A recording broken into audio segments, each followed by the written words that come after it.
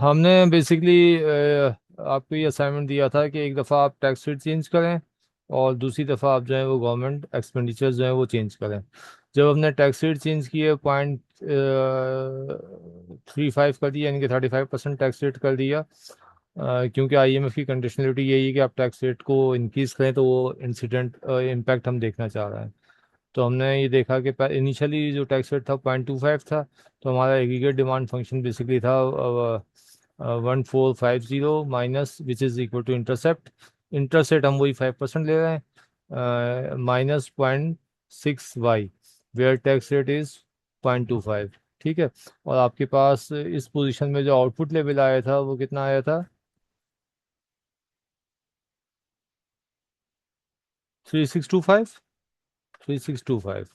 ठीक है। जी sir, three फिर सिक्स टू अब फाइव आपने टैक्स रेट को इंक्रीज किया 0.35। तो एडी फंक्शन अब आपके पास क्या बन गया, बताएंगे आप? AD sir, equal to 0.52y। 1450, तो यही होगा, इंटरसेप्ट तो सेम होगा। माइनस पॉइंट लो फाइव इस। टू वाई हाँ। इसकी वैल्यू क्या हो जाएगी? 0.6 की जगह पे क्या आएगा अब? 0.52 sir. Point five five two two 52 जी बाई। ठीक है। तो स्लोप आप देख रहे हैं, स्लोप की वैल्यू पहले 0.6 थी, अब 0.25 हो गई, स्लोप की वैल्यू कम हो गई। इंटरसेप्ट आप देख रहे हैं कि दोनों फंक्शंस में सेम है। तो अगर हम अब इस फंक्शन को प्लॉट करेंगे तो उसकी क्या फॉर्म होगी ये देख लेते हैं। तो ग्रीन से कर लेते हैं। तो अब आपका स्लोप जो है कम हो गया, इंटरसेप्ट सेम है, स्लोप आपके पास पहले से कम हो गया। ठीक है। तो इस तरह से ये लाइन आपकी कम नीचे आ जाएगी। जब ये लाइन नीचे आएगी तो उसकी वजह से अब आप ये देख सकते हैं यहाँ पे कि यहाँ पे इसका इक्विवेलेंट लेवल ऑफ आउटपुट जो है वो भी कम हो जाएगा, है ना? कम आया होगा ना? क्या वैल्यू आई है सर, इसकी थ्री जीरो आउटपुट टू की? जीरो जी। 3020। 3020। तो अब आप ये देख सकते हैं कि अगर आप टैक्स रेट इंक्रीज करेंगे तो आपका एडी फंक्शन जो होगा वो फ्लैटर हो जाएगा। ठीक है। New one is green one. और आपका आउटपुट लेवल जो है वो पहले से कम हो गया। ठीक है। तो आउटपुट लेवल आपका ये कम हो गया। और ये जो आपका फंक्शन है ये आपका, ये नीचे की जगह एडी फंक्शन भी आपका टिल्ड हो गया, फ्लैटर हो गया। तो ये आपके पास इम्पैक्ट आ गया। इम्प्लाइज दैट अगर आप as per conditionalities of IMF tax rate अगर आप पाकिस्तान में इंक्रीज करेंगे तो उसकी वजह से आउटपुट लेवल कम होगा। आउटपुट लेवल कम होने का मतलब सिंपली ये है कि आपके यहाँ एम्प्लॉयमेंट लेवल जो है वो भी कम हो जाएगा। ठीक है। ओवरऑल एग्रीगेट डिमांड फंक्शन आपका, एग्रीगेट डिमांड आपकी कम हो जाएगी। और ये बड़ी कॉमन सी बात है, बात समझ में आती है। टैक्स रेट बढ़ेगा तो डिस्पोजेबल इनकम कम होगी, उसकी वजह से कंजम्पशन कम होगी, और उसकी वजह से आपकी एग्रीगेट डिमांड कम होगी और आउटपुट लेवल आपका कम हो जाएगा। लेकिन अब हम ज़्यादा सोफिस्टिकेटेड अंदाज में ग्राफिकली इन चीज़ों को इन डिटेल डिस्कस कर सकते हैं। ठीक हो गया। दूसरा जो इम्पैक्ट अब हम देखेंगे वो देखेंगे गवर्नमेंट एक्सपेंडिचर्स का, वो क्या इम्पैक्ट आ रहा है आपके ऊपर। ठीक है। उस वक्त हमने यही पुराना फंक्शन सेम लिया था, तो अब मैं इसके लिए भी एक ग्राफ बना लेता हूँ दोबारा से। ठीक है। ये ग्राफ मैं यहाँ पे प्लॉट कर लेता हूँ। ये यहाँ पे, और ये यहाँ पे, और ये आपके पास आ गई 45 डिग्री लाइन। ठीक है। और जो फंक्शन अब आपके पास आया है इनिशियली, वो यही ब्लू कलर ले लेते हैं। ये आपके पास इनिशियल फंक्शन आ गया। ठीक है। और इस फंक्शन के अगेंस्ट जो आपके पास आउटपुट लेवल आया है वो ये आया है आपके पास। आ, आ, ये आउटपुट था आपके पास 3625। ठीक है। और यहाँ पे हम ये डी फंक्शन इसका लिख देते हैं।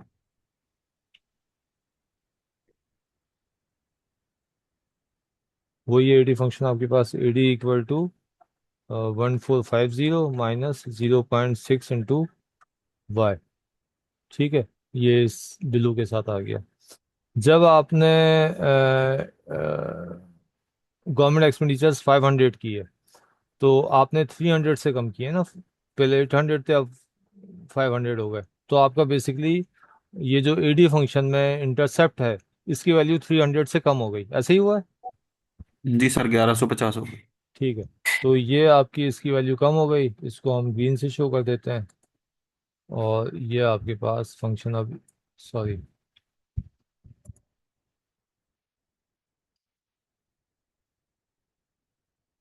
यहाँ पे ये फंक्शन आ जाएगा, इसको ग्रीन से कर देते हैं।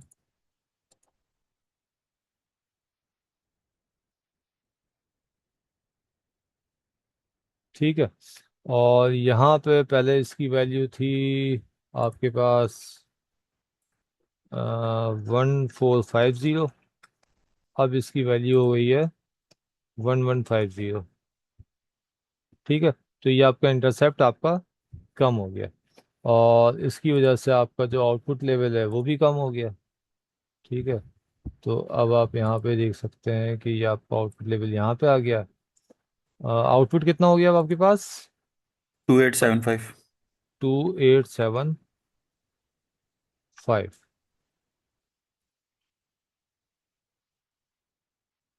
ठीक है। तो आप ये देख सकते हैं कि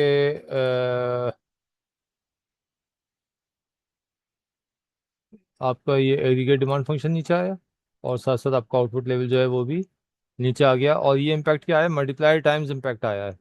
मल्टीप्लाई की वैल्यू आपको याद होगा 2.5 थी, है ना? तो अगर आप ये देखें तो यहाँ पे जो इम्पैक्ट आएगा वो कितना आएगा हमारे पास?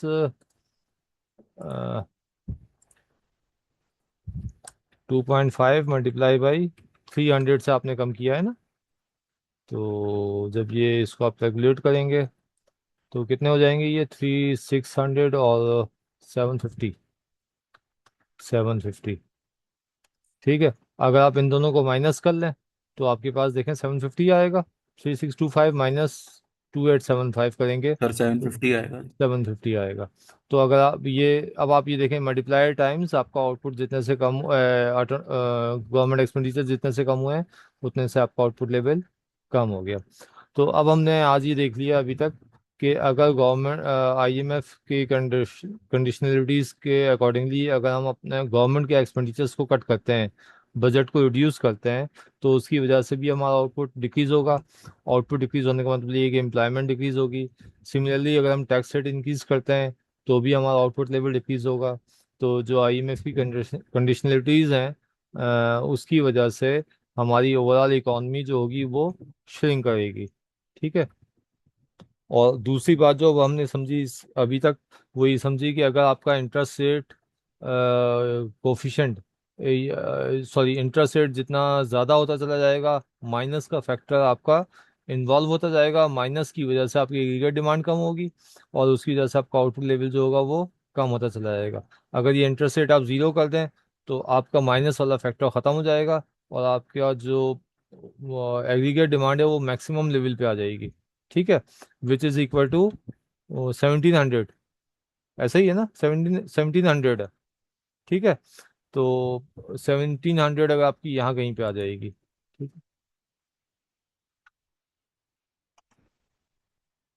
है, if I equal to zero. ठीक है। तो आपका आउटपुट जो होगा वो मैक्सिमम पे आ जाएगा। और ये आज हमने अंडरस्टैंड किया है कि हमारी इकोनॉमी में इंटरेस्ट रेट का इफेक्ट क्या है, आ रहा है, टैक्सेस का क्या इम्पैक्ट आ रहा है, और गवर्नमेंट एक्सपेंडिचर्स का क्या इम्पैक्ट आ रहा है। इसके बाद जो हमारे पास अगला जो कॉन्सेप्ट है वो बहुत इंटरेस्टिंग है, और वो है आपके पास आईएएस का। ठीक है। तो हम उस तरफ जा रहे हैं। अब मैं चैप्टर आपके साथ शेयर करता हूँ स्टार्ट से। और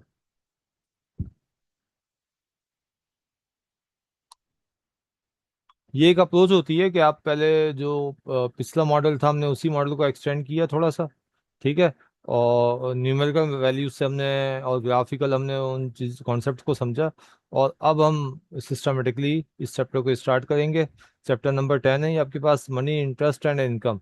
और बेसिकली इनकम तो आपको मालूम ही है, इंटरेस्ट रेट को भी हमने डिस्कस कर लिया है। मनी का एक फैक्टर अब नया आएगा। ठीक है। और बेसिकली ये जो अभी हमने डिस्कस किया था कि ये जो इंटरेस्ट रेट है, ये money market and goods market, इनके दरमियान रिलेशनशिप को शो करेंगे, ये अब हम देखते हैं। ठीक है। तो चैप्टर नंबर 8 ये तो आप स्टडी कर लेंगे। ये वो सिस्टम है पूरा का पूरा, मैक्रो इकोनॉमिक सिस्टम, जो अभी तक हमने ये वाला कंपोनेंट जो है इसको हमने डिस्कस कर लिया है।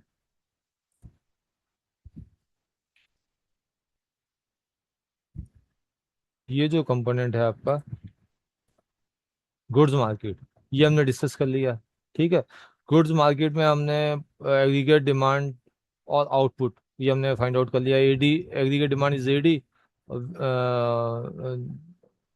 which has four component, that is consumption, investment, government expenditures and net exports। और आउटपुट को रिप्रेजेंट किया हमने वाई से, और हमने ये पूरा फाइंड आउट कर लिया, और इसको हम कहते हैं गुड्स मार्केट।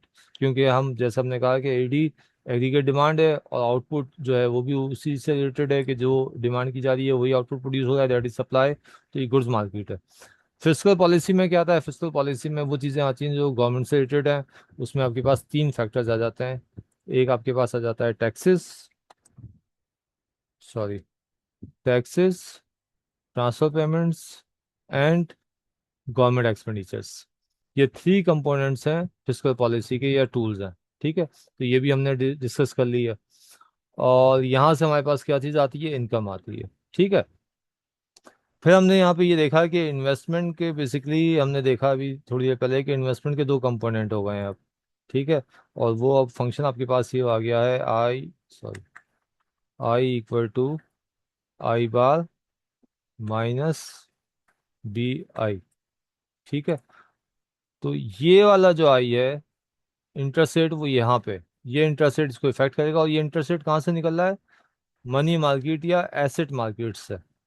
ठीक है, और एसेट मार्केट्स में अब दो तरह की चीजें आ गई हैं आपके पास। एक सप्लाई, ठीक है, मनी मार्केट के अंदर money supply and money demand, और बॉन्ड्स मार्केट के अंदर bond demand and bond supply.